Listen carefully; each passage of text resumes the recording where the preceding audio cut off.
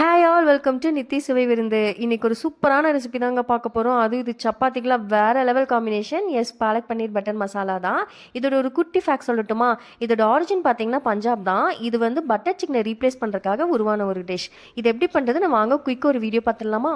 இப்போ தேவையான இன்க்ரீடியன்ஸ் எல்லாம் பார்த்துடலாம். 250 கிராம்ஸ் பன்னீர், வெள்ளைப்பூண்டு, இஞ்சி, முந்திரி, பெரிய வெங்காயம், பாலக்கீரை, தக்காளி. இப்போ நான் வந்து ஒரு கட்டு பாலக்கீரை எடுத்திருக்கேன். இது வந்து நல்லா க்ளீன் பண்ணி எடுத்துக்கோங்க. இது நல்லா சுடுதண்ணியில் ஒரு 5 மினிட்ஸ் வந்துட்டு நல்லா வேக போட்டுருங்க. நல்லா வேகட்டும். ஒரு 5 மினிட்ஸ் வந்தாவே போதும், அதுக்கு மேலே வேக தேவையில்லை. இப்போ பார்த்தீங்கன்னா நல்லா கீரை வெந்துருச்சு. இப்போ நம்ம கீரையை தனியாக ஒரு ஃபில்டரில் ட்ரான்ஸ்ஃபர் பண்ணி எடுத்துக்கோங்க. உடனே நீங்கள் பச்சை தண்ணி ஊற்றி அதை கழுவிடணும். இல்லைன்னா அந்த கீரையோட கலர் பார்த்தீங்கன்னா ப்ரௌனிஷாக மாறிடும். உங்களுக்கு கிரேவி க்ரீன் கலரில் வராது. ஸோ அதை பச்சை தண்ணியில் நல்லா கழுவி எடுத்துருங்க. அடுத்தது நம்ம கிரேவிக்கான மசாலாவை ரெடி பண்ணிடலாம். அதுக்கு நம்ம பேனில் ஆயில் நல்லா சூடானதையும் 1.5 டேபிள் ஸ்பூன் சீரகத்தை நல்லா ஃப்ரை பண்ணிடலாம். சீரகம் நல்லா ஃப்ரை ஆனதுக்கப்புறமா 3 பெரிய வெங்காயத்தை நல்லா சாப் பண்ணி அதையும் ஆட் பண்ணிக்கலாம். நல்லா பெரிய வெங்காயம் டீப் ஃப்ரை ஆகட்டும். ஆகிறதுக்கு முன்னாடி இங்கே அடுத்த இன்க்ரீடியன்ட் ஆட் பண்ண வேண்டாம். இப்போ பார்த்தீங்கன்னா பெரிய வெங்காயம் நல்லா ஃப்ரை ஆகிடுச்சு. அடுத்த இன்க்ரீடியன்ட் வந்து நான் இஞ்சி 1 இன்ச் அளவுக்கு இஞ்சி எடுத்திருக்கேன். அடுத்தது வெள்ளைப்பூண்டு 8லேருந்து 10 எடுத்திருக்கேன். இதுவும் நல்லா ஃப்ரை ஆனதுக்கப்புறமா நான் 2 தக்காளி எடுத்துக்கிறேன். அதையும் நீங்கள் ஆட் பண்ணி நல்லா டீப் ஃப்ரை பண்ணிடுங்க. இந்த 4 இன்க்ரீடியன்ட்டுமே வந்து நல்லா டீப் ஃப்ரை ஆகி கோல்டன் ப்ரௌன் ஆகிற வரைக்கும் நீங்கள் நல்லா ஃப்ரை பண்ணிக்கோங்க. இது நல்லா ஃப்ரை ஆனதுக்கப்புறமா தான் நம்ம ஃபைனலாக வந்து முந்திரி ஆட் பண்ண போகிறோம். முந்திரி ஆட் பண்ணிவிட்டு இப்போ பார்த்தீங்கன்னா நல்லா கோல்டன் ப்ரௌனாக ரெடி ஆயிடுச்சு. இப்போது இது எல்லாத்தையுமே நம்ம மிக்சியில் போட்டு அரைச்சி எடுத்துடலாம். இது கூடவே வந்து நம்ம வேக வச்சு வச்சுருந்தோம் இல்லைங்களா பாலக்கீரையை, அதையும் வந்துட்டு சேர்த்து ஒன்றாவே நம்ம அரைச்சி எடுத்துடலாம்.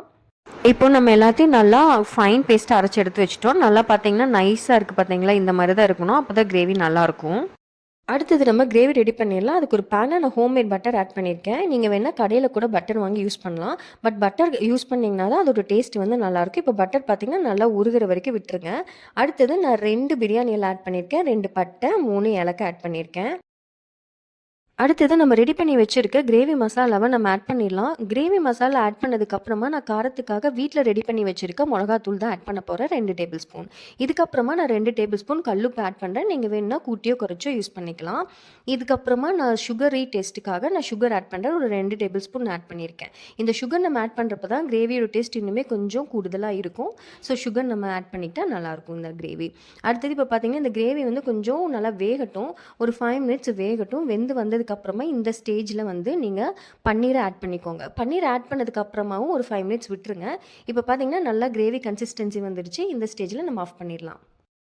அவ்வளோதான், ரொம்ப டேஸ்டியான பாலக் பன்னீர் பட்டர் மசாலா ரெடி ஆயிடுச்சுங்க. இது டேஸ்டி மட்டும் இல்லை, ரொம்ப ஹெல்த்தியும் கூட. ஏன்னா பாலக் பன்னீரில் பார்த்தீங்கன்னா ப்ரோட்டீன்ஸ்க்கு வந்துட்டு பன்னீர் இருக்குது. அண்ட் பாலக் பார்த்திங்கன்னா ரொம்ப ஃபைபர் ரிச் ஃபுட்டு. ஸோ இது கிட்ஸுக்கு ரொம்ப ஹெல்திங்க.